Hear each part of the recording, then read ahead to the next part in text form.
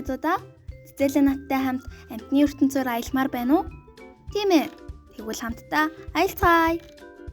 Найзуудаа, энэ ямар амьтан байсан бэ? Та нар харсан уу? Тийм ээ. Энэ бол дэлгэнжигтэй туулай байлаа.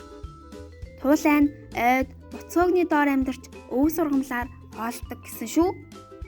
Түүний үртгэлийг бүжин гэж нэрлэдэг. Одоо бүгдээрээ цаашаа аялцгаая. Найзуудаа, тэнгэрт нисэж байгаа энэ ямар шувуу вэ? Тийм ээ, энэ бол галуу шувуу байна. Одоо бүгдээрээ цаашаа аялцгаая. Хүүхдүүдээ, тэнд усан ориглуур харагдаад байна уу да? Байз, энэ чинь усан ориглуур биш, их том амьтан байна. Энэ ямар амьтан бэ хүүхдүүдээ? Тийм ээ, энэ бол халин байна.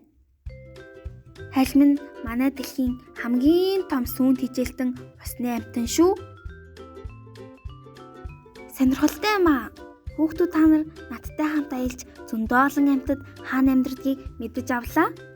Баяртай найзуудаа.